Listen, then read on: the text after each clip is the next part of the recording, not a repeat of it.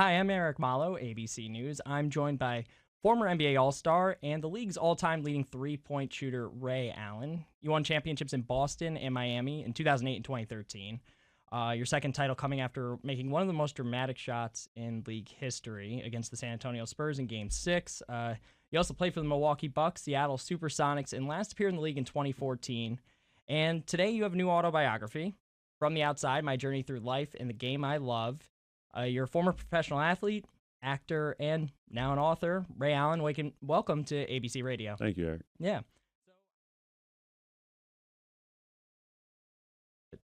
It took me through a lot. It took me Mm. through a lot of different times, remembering your career and just what, not only you, but your time in the NBA, what it meant for the league itself. Because when you were with the Knicks, it seemed like there wasn't a bigger story in sports at that time than when you were in Boston. And I was hoping you can just reflect on what you reflected on in this book about your time in Boston and the energy that brought to the league. Something that I haven't seen it probably in my life in the NBA. Well, first, thank you for having me on your show. Mm. I'm so humbled to be able to, put, my life together. Although there's so much that's not in the book, but be able to talk about my journey through this game that I've played and this game that I've loved, and not just basketball, but I did so many things in my life. Played so many different sports, and my dad was in the Air Force, so I traveled, so many different places. So just making it to the NBA. Mhm. When we talk about what we did in college and what I did in high school and what it took me to get from each level to the next. Most people, it's interesting. Nobody knew me when I played in Milwaukee or Seattle. They heard of me. Some people who were fans would know me, but until I got to Boston, Boston was when it really shot to a whole nother level. Mhm. And some people assumed I had only been in the league for like 2 or 3 years at that point. But Boston certainly was probably, such a historic rise Mhm. and run to win a championship in 2008 and to really be at the head of the class in the NBA. It's such a amazing journey Mhm. for not only me but the guys that I play with, the organization, and the fans. Well, we were just talking before we went live. You live in Connecticut. I grew up in Connecticut, and you went to UConn. Hmm. And in this autobiography, you talk a lot about your journey starting all the way back in middle school and how you moved around a lot when you were younger. And one of the things you talked about was some of the discipline it gave you, specifically your father being in the military. In one line, you said the faith you gained from being around the military helped you become more disciplined in playing basketball and in focusing. And you weren't much of a partier, and you talked about never feeling you truly belonged before you really started to star in basketball. Can you delve a little deeper into some of the things you experienced growing up and how they affected you through the rest of your life and NBA career? Well, as a military dependent, you travel all over the world. Um, we moved every 3 years, and so we picked up and we left. Mm. Friends that people you got to know is all of a sudden your turnover rate was every 3 years, and we had to learn how to make new friends. You had to learn how to fit in, and oftentimes, sports bonded all of us. Ultimately, when I got to South Carolina, it was like the first time that I went school off base, Mm. and it was a different crop of kids that I had to kind of fit in with, and I was always seen as the kid, the outsider. There are kids that knew me, the kids that didn't know me, the ones that didn't like me. It was a whole spectrum that I had to deal with of different ideologies, and obviously, still being 12, 13 years old anywhere in the world is certainly a challenge. So so many lessons that I just had to learn Mm. early on in life. And what I had to do was, I just played sports and I stuck to that. Mm. And that's when the love um, for me as a person, people started to develop these bonds with me. And I understood that in order to be a part of something, I always knew I was a part of something. Mm. The military helped me realize I was part of a team. Mm. Uh, Operation Desert Shield started, I think it was 1990, 91. I was on a military base, and a lot of men that I played basketball with went to the Middle East, and so I saw firsthand what was happening, and I realized how it affected my life. And so I always knew that we all played a role at some point. We just had to be willing to step up and do it when the time called for it. So that stuck in my mind and my heart, my whole life. Being a part of a team, sometimes you just have to sacrifice, for the greater good of the team. Hmm. You talked about at points looking at different players growing up or different athletes around you, saying that won't be me. Getting tempted by different things like going out and partying and drinking and drugs and all sorts of things that can draw an athlete away, that draw their focus away from being an athlete, I suppose. Um, what what was it that kind of kept you so focused on your athletics and trying to get better in basketball? Well, it was so easy as a kid for somebody to tell you what you can't do Mm-hmm. and why you won't do it. And there were those examples um, around me in my communities that had excuses why it didn't happen for them. A lot of men that were in the military, good men that were definitely serving their country, but they had dreams of making it, um, doing more professionally, doing more in the sport. And a lot of them said, "Hey, I got trapped by a woman, got into a bad situation, or alcohol ruined me, injuries ruined me." So I was getting all this firsthand knowledge, like, okay, so these are the things that I need to worry about. These are the things I need to steer clear of if I want to be successful. I don't know if I can make it to the NBA, but I got to give myself a chance. And in order to give myself a chance, I have to make sure that I stay away from alcohol, minimize, my relationships. Those come naturally, and just focus on my road ahead and believe in myself. It's hard to like look out into the world and see a clear path Hmm. when you haven't seen it. Hmm. I didn't see anybody that was ultimately successful or made it to NBA. So I said, well, my first step is going to be graduate from high school and going to college, Hmm. and we'll deal with the rest after that. Hmm. What was it that brought you to UConn? Um, it was that same mentality. Like guys, there were coaches that really believed in my ability to be better than what I was at that moment. Hmm. They saw potential in me. Uh, they didn't you know sell me a bunch of lies or fibs about what it is that I could do or what they can do for me or where they could put me. You're going to be an NBA player. We're going to make you an NBA player. They told me things like, if you work hard, you can play for us and you can start. Hmm. You can have an integral part of this team. And I believed in that. I wanted a fair shake, but I also wanted to work for it. I didn't think anybody was going to make me something. It was going to be me making myself with the help of the coaches. And that's how they propped it up for me. They believed that any one of us could be successful, but it's how bad and how um, much sacrifice we're willing to make to achieve those particular goals. So I was like, these are the guys that I want to go with. And the campus is beautiful. The school is great, and I just felt like, you know, I needed to go somewhere where there weren't distractions and people were going to push me to be better than what I was at that current moment. Hmm. Being from Connecticut, and I know you live in Connecticut, there are not a lot of distractions out there. No. Stores is way, way Hmm. tucked away in Connecticut. But you talked about the recruiting process and what the different feelings you had, the different coaches you met, and one experience in particular at Alabama, where I believe you pulled up next to a truck and a man made a gesture at you. Yeah, and And I want people to read it, and I want yeah, them to kind of understand. It was something that happened to me that it didn't bother me. mhm, I wasn't, I didn't tell many people about it, but it was, as a kid, and even still till today, who I am today, I just look at things and I observe and you pay attention and you get the information that you need and then you have to make a decision.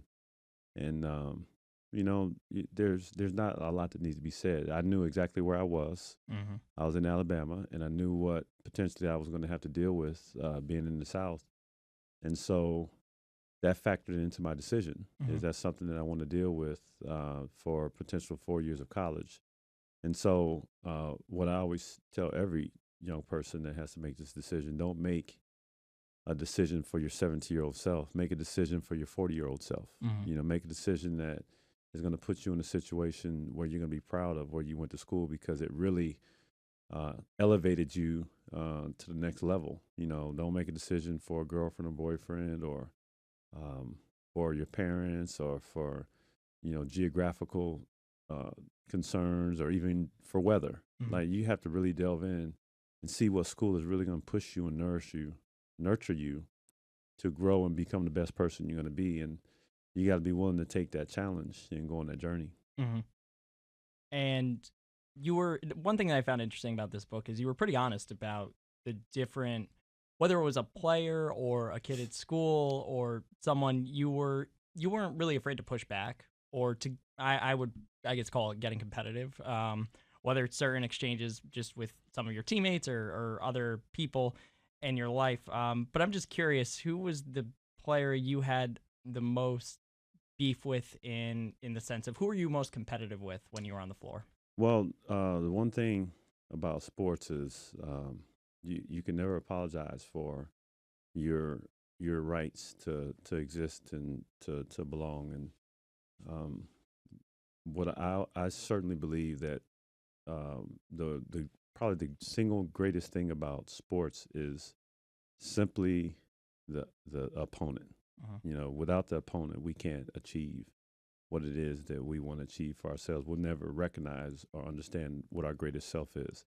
So you have to respect your opponent, Uh-huh. and by respecting them, you have to go. It pushes you to work every single day because you know somebody's better than you. You can't be mad at your opponent. You can't, be angry because they're doing what they're supposed to do for you, Uh-huh. to make you this brilliant character, to make you realize your greatest heights. So, that's why at the end of every competition, for every kid, for every coach, you shake your opponent's hand, because without them, they wouldn't make you great.